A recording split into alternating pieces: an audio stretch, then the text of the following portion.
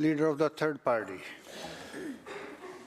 Honourable Speaker, education is the foundation of a healthy society and a functional democracy, but it has been deprioritized by consecutive governments in British Columbia.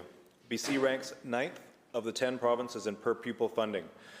Chronic underinvestment has left teachers unable to do their work effectively, undermining the opportunity for young students to get the education they deserve. When schools are inadequately funded and students spend their education years in portables, a clear message is sent to our youth. We are not sufficiently investing in you during the formative years of your life. Despite persistent inequities, no BC government has adequately addressed these issues in over 2 decades. Through you, Honourable Speaker, the Minister of Education, when will this government modernize operational funding for public kindergarten to grade 12 schools? Minister of Education. Thank you very much, Speaker, and I want to thank the member for the question. We have a shared passion for public education.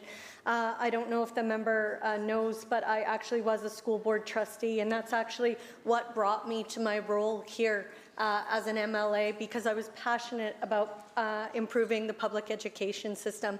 I remember a little guy, Lucas, who came to present to us at the school board. 10 years old, his glasses, came and sat in front of a table of a dozen adults to tell us what our budget, what it meant for him at the time. This was in 2016, Honourable Member. And Lucas told me about how he suffers from anxiety and other mental health issues, and how he desperately needs a counselor some days in school. And one day he went to his teacher and said, you know, I'm not having a good day. I need to see my counselor. And the teacher looked at him and said, I'm sorry, Lucas, it's Tuesday. We don't have your counselor till Thursday. Can you just hold it in? That's the day I decided to run for MLA. So I will work every day to ensure that we are improving our public education system for kids like Lucas. We have increased our funding year after year after year since we've formed government, and we will continue to do so. We will continue to make commitments around education because we know how important this is for kids. Member supplemental. Thank you. The BC Federation of Students points out that this chronic investment is felt not only in K-12 education, but also across post-secondary institutions. Our priorities should clearly be with the students of today and the workforce of tomorrow.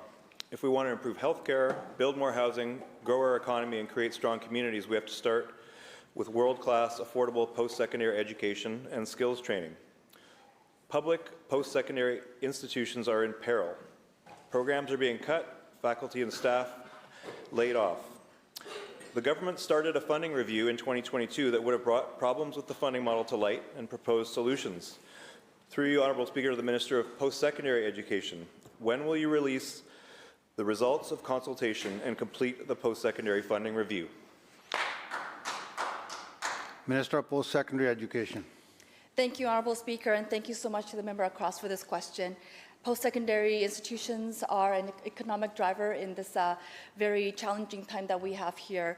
I'm very proud of the 25 public post-secondary institutions we have in British Columbia, and we continue to support them in the best way that we can. Honourable Speaker, the unilateral decisions that the federal government has made in our